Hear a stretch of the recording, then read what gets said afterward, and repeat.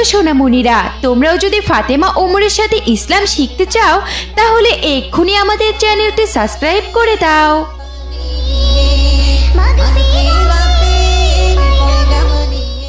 বিকেলের শেষ ভাগ, সূর্য ডুবু ডুবু। তানিয়া আনন্দে ঘর থেকে বেরিয়ে উঠানে আসে, আর তার মা হালিমা বেগম উঠান ঝাড়ু দিচ্ছে। আর কয়টা দিন পরে ঈদ, কি যে মজা লাগতেছে আমার। এই ঈদে বাবা আমারে নতুন জামা কিনা দিব। ঈদের দিন মজার মজার খাওন খামো আমি। কত মজা হইব, তাই না মা কও? দেখছো আমার পাগলি মাইয়াটার কাণ্ড। অহনি এত খুশি হওয়ার কিছু নাই মা, ঈদ হওয়ার তো এখনো বেশ কয়েকদিন দেরি আছে। এইবার ঈদে অবশ্যই তোমার বাবা তোমার জন্য একটা নতুন জামা কিনে দিব। যাও মা, অহন হাত মুখ ধুইয়া কোরআন তিলাওয়াত করো। একটু পরেই মাগরিবের আজান হইব। তোমার বাবা আয়েশা যদি দেখে তুমি এখানে দাঁড়ায় আসো, তাইলে কিন্তু তোমার বাবা খুব রাগ করবো। তখনই সেখানে করিম মিয়া ক্লান্ত শরীরে রিকশা নিয়ে প্রবেশ করেন। তার কপালে ঘাম, মুখটা রোদে পুড়ে তামাটে হয়ে গেছে। ওই দেখো মা, কইতে না কইতেই তোমার বাবা চইলা আইছে। কি ব্যাপার, তোমরা এখানে দাঁড়ায় আছো যে?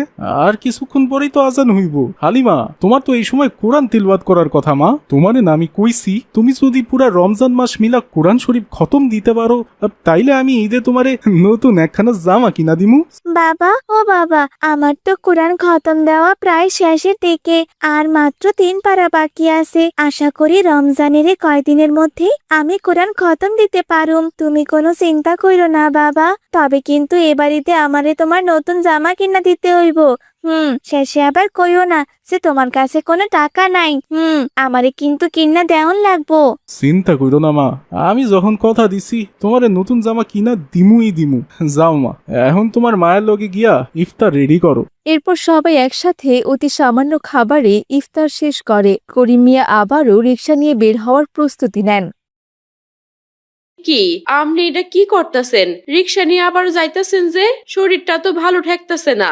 হালিমা রে, তুমি তো জানোই রমজান মাসে তেমন একটা ভাড়া পাওয়া যায় না। আর সারাদিন রোজা রাখার ক্লান্তিতে ঠিক মতো রিক্সাও চালাইতে পারি না। ইফতার কইরা গায়ে একটু শক্তি বাড়ছে, যাই না দেখি একটু ভাড়া পাই কিনা। মাইয়াডারে তো কথা দিছি এইবার ঈদে ওরে আমি একটা নতুন জামা কিনা দিমু। কিন্তু সারাদিন রিক্সা চালাইয়া যা টাকা আয় হয় তা দিয়া তো সংসারটাই ঠিক কইরা চলে না রে হালিমা। এর মধ্যে মাইয়াডারে নতুন জামা কি কইরা যে কিনা দিমু।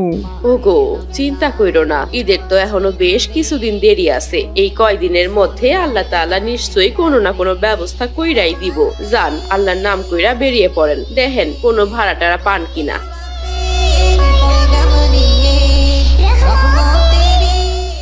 শহরের ব্যস্ত রাস্তা। আব্দুর রহমান তার 2 সন্তান ওমর ও ফাতিমাকে নিয়ে কেনাকাটা শেষ করে ফিরছিলেন। পথে করিম মিয়ার সাথে তার দেখা হয়। আরে করিম মিয়া, দাঁড়াও দাঁড়াও, আমাকে একটু বাসায় পৌঁছে দিয়ে এসো ভাই।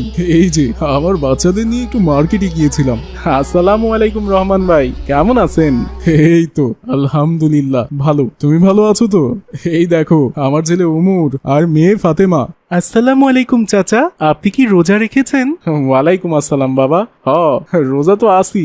বাবা, চাচার রিকশায় তো অনেক জায়গা, আমরা কি এই ব্যাগটা চাচার পাশে রাখতে পারি?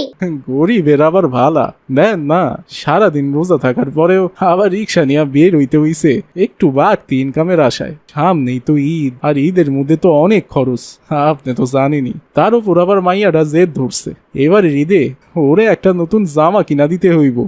বাবা, এই চাচার মেয়ে কি আমাদের মতো বড়? ওর জন্য কি জামা কেনা হয়নি এখনো? না রে বাবা, ওরা অনেক কষ্ট করে। করিম, তুমি চিন্তা করো না, পরিশ্রম করো, নিশ্চয়ই আল্লাহ তাআলা তোমার মুখের দিকে তাকাবেন। আর হ্যাঁ শোনো, ঈদের আগে আমার সাথে একটু দেখা করো। আমি বোনাসের কিছু টাকা পাবো, সেই টাকা গরিবদের মাঝে বিলি করে দেব। তোমার জন্য কিছু টাকা রেখে দিব নে। বাবা, আমার ড্রেসটা তো অনেক সুন্দর, চাচার মেয়ের জন্য কি আমরা সুন্দর ড্রেস কিনবো? অবশ্যই মা। করিম, তোমার সাথে যদি রাস্তায় দেখা না হয় তাহলে বাড়িতে গিয়ে টাকা নিয়ে এসো। আচ্ছা ঠিক আছে স্যার, ওঠেন, আপনার আমি বাড়িতে পৌঁছাই দিয়ে আসি।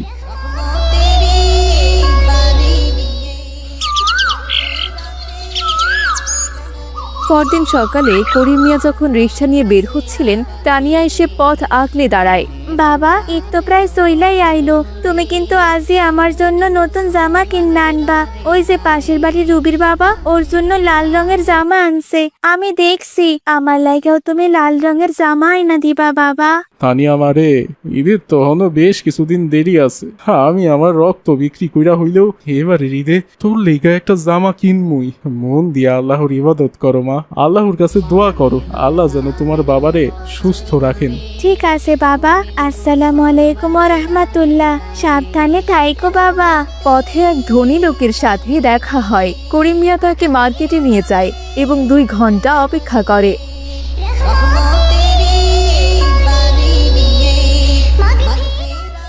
এই রিক্সাওয়ালা, থাম থাম, আমি আবার বাসার কাছে চলে আসছি। এই নে তো 30 টাকা ভাড়া। এ কি স্যার, আপনি এটা কি করতেছেন? মাত্র 30 টাকা ভাড়া দিতেছেন যে? আমি পুরো 2 ঘন্টা আপনার জন্য অপেক্ষা করছি। আপনি যেইখান থেকে মার্কেটে গেছেন আর মার্কেট থেকে এইখানের যে ভাড়া, সেইটা তো সব মিলাই 100 টাকা হয়, 30 টাকা তো হয় না স্যার। আরে ধুর, তোদের মতো ফকিন্নিদের নিয়ে আর পারি না। মাত্র 2 ঘন্টায় 30 টাকা আয় করছিস, এই টাকা কি ভেসে আসে? তোকে তো 20 টাকা দেওয়া উচিত ছিল। নিবি তো নে, না নিলে যা। লোকটি টাকা না দিয়ে গট গট করে ভেতরে চলে যায়। করিম মিয়া একা দাঁড়িয়ে কাঁদতে থাকেন। হায় আল্লাহ, আপনি দেখতাছেন আল্লাহর দুনিয়াতে এমন মানুষও আছে রিক্সা চালকের টাকা মাইরা খায়। রিক্সাওয়ালার 100 টাকার বেশি দেখলো, আমার টাকা না দিয়াই চইলা গেল। তুমি তার হিসাব কইরো আল্লাহ, হিসাব কইরো। করিম মিয়া অনেক কষ্টে দিনরাত পরিশ্রম করে 2000 টাকা জমিয়েছেন। যাক বাবা, কদিনে রিক্সা চালায়া এই 2000 টাকা জমাইছি। আজ এই টাকা দিয়া মাইয়ার জন্য একটা জামা আর হালিমার জন্য একটা বোরখা কিনবো। তানি আর মারে তো কত বছর ধইরা কিছু দেই না। হঠাৎ এক ছিনতাইকারী এসে করিম মিয়ার হাত থেকে টাকা ছিনিয়ে দৌড় দেয়। করিম মিয়া পিছু পিছু কিছুটা দৌড়ে যান। হায় আল্লাহ, এইটা আমার কি হইয়া গেল?